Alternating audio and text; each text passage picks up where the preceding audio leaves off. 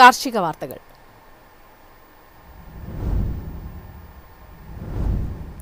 ജൈവ കർഷകരുടെ പരിശോധന ശക്തമാക്കി കാർഷിക ഭക്ഷ്യ ഉൽപ്പന്ന കയറ്റുമതി വികസന അതോറിറ്റി. കേന്ദ്ര സർക്കാർ ജൈവ കൃഷി സമ്പ്രദായം ശക്തിപ്പെടുത്താൻ ശ്രമം നടത്തുന്നതിനെ തുടർന്നാണിത്. ജൈവവിളകൾ കൃഷി ചെയ്യുന്ന ഇന്ത്യൻ കർഷകരുടെ പരിശോധന കാർഷിക സംസ്കരിച്ച ഭക്ഷ്യ ഉൽപ്പന്ന കയറ്റുമതി വികസന അതോറിറ്റി നിർബന്ധമാക്കിയിട്ടുണ്ട്. പുതിയ ജൈവ കർഷകരുടെ രജിസ്ട്രേഷൻ സർട്ടിഫിക്കറ്റ് പുതുക്കൽ, സർട്ടിഫിക്കേഷൻ ഓർഗനൈസേഷനുകൾ മാറുന്നതിന് ഒരു നോ ഒബ്ജക്ഷൻ സർട്ടിഫിക്കറ്റ് നൽകൽ എന്നിവയ്ക്ക് പരിശോധന നിർബന്ധമാണെന്നാണ് പുതിയ റിപ്പോർട്ട്. നവംബർ 3 മുതൽ 3 മാസത്തിനുള്ളിൽ പരിശോധന ഉറപ്പാക്കണമെന്നാണ് അപ്പോഡ സൂചിപ്പിക്കുന്നത്. അല്ലാത്തപക്ഷം സർക്കാർ ജൈവ കൃഷി സമ്പ്രദായം ശക്തിപ്പെടുത്താൻ ശ്രമിക്കുന്നതിനാൽ കർഷക ഗ്രൂപ്പുകൾക്ക് പ്രശ്നങ്ങൾ നേരിടേണ്ടി വന്നേക്കുമെന്നാണ് സൂചന. അപ്പേഡയുടെ പുതിയ നിർദ്ദേശപ്രകാരം കർഷകർ പരിശോധനയ്ക്ക് നേരിട്ടെത്തണം. ആവശ്യമായ രേഖകളെല്ലാം കൃത്യമായി ഹാജരാക്കുകയും വേണം. പരിശോധനയിൽ പിഴവ് വന്നാൽ പിഴ ചുമത്താൻ സാധ്യതയുണ്ട്.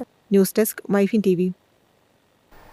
അപ്രതീക്ഷിതമായ കാലാവസ്ഥാ മാറ്റത്തിൽ നട്ടം തിരിയുകയാണ് ജാതി കർഷകർ. കാലം തെറ്റിയെത്തുന്ന മഴ ഉൽപാദനത്തിൽ വൻ ഇടിവാണ് വരുത്തിയിരിക്കുന്നത്. ഹൈറേഞ്ച് മേഖലയിലെ വലിയൊരു വിഭാഗം ആളുകളുടെ പ്രധാന വരുമാന മാർഗമാണ് ജാതി കൃഷി. എന്നാൽ മുൻകാലങ്ങളെ അപേക്ഷിച്ച് ജാതിക്കായുടെ ഉൽപാദനത്തിൽ വലിയ കുറവ് സംഭവിച്ചിട്ടുണ്ട്. അപ്രതീക്ഷിതമായി എത്തുന്ന മഴയാണ് പ്രധാന പ്രശ്നം. ജാതിച്ചെടികളിലുണ്ടാകുന്ന പൂ കൊഴിഞ്ഞുപോകാൻ മഴ കാരണമാകുന്നു.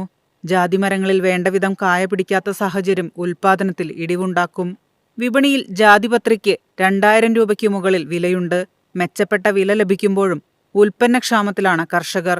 കൊക്കോ കർഷകരും സമാന പ്രതിസന്ധിയാണ് നേരിടുന്നത്. ഉൽപാദനം ഇടിഞ്ഞതോടെ കർഷകർ കൊക്കോ ഉപേക്ഷിച്ച് മറ്റു കൃഷികളിലേക്ക് തിരിയുന്ന സ്ഥിതിയിലാണ്.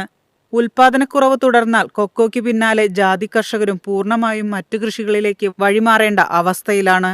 News desk MyFin TV. October November മാസങ്ങളിൽ ഇന്ത്യയുടെ അരി സംഭരണത്തിൽ 13% വർധന. പഞ്ചാബിലും ഹരിയാനയിലും അരി സംഭരണം അവസാനിച്ചു. നേട്ടമായത് ദക്ഷിണേന്ത്യയിൽ നിന്നുള്ള സംഭരണം.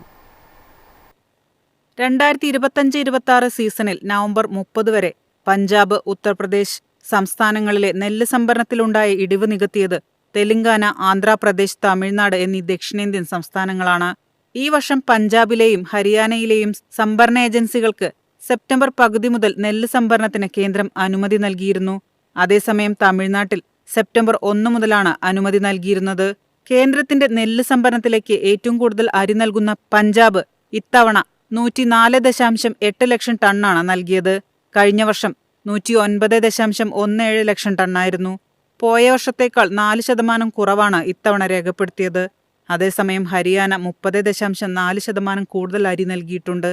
ഏതാണ്ട് 35.96 ലക്ഷം ടണ്ണാണ് ഇത്തവണ കേന്ദ്ര പൂളിലേക്ക് നൽകിയിരിക്കുന്നത്. ദക്ഷിണേന്ത്യൻ സംസ്ഥാനങ്ങളിൽ നെല്ലുൽപാദനം ഇത്തവണ മെച്ചപ്പെട്ടിട്ടുണ്ട്. കൃഷി മന്ത്രാലയത്തിന്റെ കണക്കനുസരിച്ച് 2025-26 ഖാരിഫ് സീസണിൽ അരി ഉൽപാദനം 124.5 ദശലക്ഷം ടണ്ണിന്റെ റെക്കോർഡ് നേട്ടം സ്വന്തമാക്കുമെന്നാണ് കണക്കാക്കുന്നത്. News desk MyFin TV.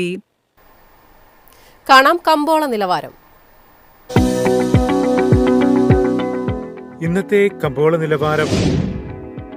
RSS 4 185, RSS 5 181, latex 126, ജാതിക്ക 330, ജാതിപത്രി 2100, ഗ്രാമ്പു 900, അടക്ക 280, കാപ്പിക്കുരു 200, കൊക്കോ പരിപ്പ് 380, കുരുമുളക് ഗാർബിൾ 71,200, കുരുമുളക് അൺഗാർബിൾ 69,200, ഏലക്ക 2,300 മുതൽ 2,400 വരെ, വെളിച്ചെണ്ണ 34,000, കൊപ്ര 22,000, ചുക്ക് 24,000.